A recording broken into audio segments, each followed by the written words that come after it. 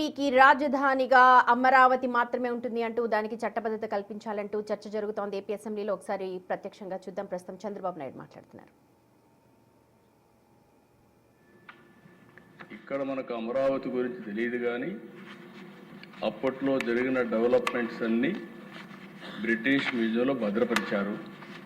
అది చూసినప్పుడు ఆశ్చర్యం వేస్తుంది. అంత ప్రాచీన వైభవం ఉన్నటువంటి చరిత్ర, ఘన చరిత్ర ఈ అమరావతి. ఆ తర్వాత దశ కాకతీయుల విషయం కూడా చెప్పారు. అది కూడా మనం చూస్తే ఆలయాలు, ఆర్కిటెక్చర్, అడ్మినిస్ట్రేషన్. అయితే వరంగల్ రాజధానిగా చేసుకుని పరిపాలించిన ఈ ప్రాంతం అంతా కూడా తెలుగువారు పరిపాలించిన సందర్భం. విజయనగరం సామ్రాజ్యం, తెలుగు కళలు, సాహిత్యం, సంస్కృతి ఇవన్నీ కూడా పట్టం కట్టే పరిస్థితికి వచ్చారు.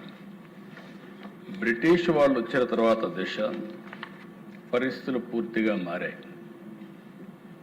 1573 నుంచి దగ్గర 1773 నుంచి 200 సంవత్సరాలు మెడ్రాస్ ప్రెసిడెన్సీ. అక్కడ తెలుగు జాతి పూర్తిగా మనుగడ కోల్పోయే పరిస్థితి వచ్చింది. తెలుగు వారిని మదరాసిగా పిలిచే పరిస్థితి వచ్చింది. మళ్ళీ నందమూరి తారక రామారావు గారు తెలుగుదేశం పార్టీ పెట్టి ప్రపంచం మొత్తం తెలుగువారి ఆత్మ గౌరవాన్ని చాటి చెప్పే పరిస్థితికి వచ్చారు. 73 ఏళ్ల ప్రయాణం దిశ. ఓసారి పొట్టి శ్రీరాములు గారు 58 రోజులు దీక్ష, బలిదానం. ఆయన అమరజీవి ప్రాణ త్యాగంతో బిగినింగ్లో ఎవరు పట్టించుకోకపోతే అక్కడి నుంచి ఆయన బలిదానం చేసిన తర్వాత ప్రజలు గుండెల్లో ఒక పోరాట పటిమ రావడం, రాష్ట్రం మొత్తం రగిలిపోవడం, అక్కడి నుంచి తిరుగుబాటు ప్రారంభిస్తే సాక్షాత్ నెహ్రూ లాంటి వ్యక్తి దిగొచ్చాడు. 1952 డిసెంబర్ 13న రాష్ట్ర ప్రకటన. చాలామందికి చరిత్ర అర్థం చేసుకోవాల్సిన అవసరం ఉంది. మళ్ళీ ఒకసారి అర్థం చేసుకుని తెలుగు జాతి పడినటువంటి ఇబ్బందులు కానీ, తెలుగు జాతి చూపించినటువంటి అనేక సందర్భాల్లో చొరవ కానీ మనం గుర్తుపెట్టుకోవాల్సిన అవసరం ఉంది. అయితే ఆ దిశ ఒకసారి చరిత్ర చూస్తే 1953 అక్టోబర్ 1వ తేదీన ఆ రోజు విజయవాడకు వచ్చుంటే, ఈ 13 జిల్లాలకు సెంటర్ ప్లేస్ కాబట్టి ఈ 73 సంవత్సరాల్లో ఏ విధంగా ఉండేదో ఒక్కసారి ఊహించుకుంటే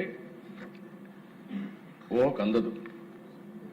కానీ ఆ రోజు ఉండే రాజకీయ పరిస్థితులు, ఆ రోజు రాజకీయ పరిస్థితులు ఇక్కడ కమ్యూనిస్టులు ఉన్నారు. కాంగ్రెస్ పార్టీ ఇక్కడ ఇవ్వడం ఇష్టం లేదు. విధిలేని పరిస్థితిలో ఆంధ్రప్రదేశ్ రాష్ట్రాన్ని ఇచ్చారు. విధిలేని పరిస్థితిలో ఆంధ్ర రాష్ట్రాన్ని ఇచ్చారు. కానీ అప్పటికే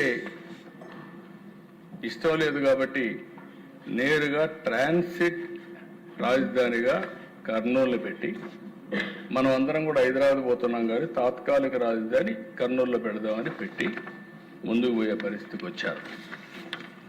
అంటే అధ్యక్ష, ఆ రోజు కూడా మొదటి భాషా ప్రయుక్త రాష్ట్రం పొట్టి శ్రీరాముల త్యాగ ఫలితం అనేది మనందరం చరిత్రలో గుర్తుపెట్టుకోవాల్సిన అవసరం ఉంది.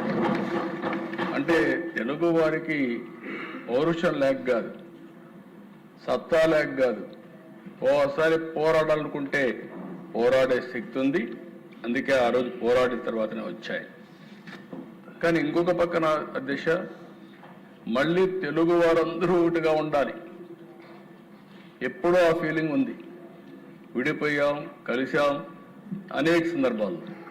అంటే ఆ రోజు మళ్ళా అందరూ ఒకటిగా ఉండాలని ఆ రోజు చూస్తే హైదరాబాద్ రాష్ట్రంలో ఉండే ముఖ్యమంత్రి రాజీనామా చేసి సమైక్య ఆంధ్రప్రదేశ్ దోహదం చేసే పరిస్థితికి వచ్చారు బొరుగుల రామకృష్ణరావు గారు. అంటే ఆయన రాజీనామా చేసి నీలం సంజీవ్ రెడ్డి గారిని చీఫ్ మినిస్టర్ చేసి ఆంధ్రప్రదేశ్ రాష్ట్రాన్ని ఏర్పాటు చేసుకునే పరిస్థితికి వచ్చారు. అంటే ఇక్కడ మనం గుర్తుపెట్టుకోవాల్సింది రాజధానులు కోల్పోవడం, విమర్శలు, వివక్షతలు, అవమానాలు అన్నీ భరిస్తూ వచ్చాం. ఓసారి అది అయిన తర్వాత మీరు చూసినప్పుడు అధ్యక్ష 1956 నవంబర్ 1న ఆంధ్రప్రదేశ్ రాష్ట్ర అవతరణ, దీనికి కూడా పెద్ద కాంట్రవర్సీ చేశారు. 53లో మొట్టమొదటిసారిగా రాష్ట్ర అవతరణ పొట్టి శ్రీరాములు గారి త్యాగం. 56లో నవంబర్ 1న ఆంధ్రప్రదేశ్ రాష్ట్ర అవతరణ. మళ్ళీ 2014 జూన్ 2వ తారీఖున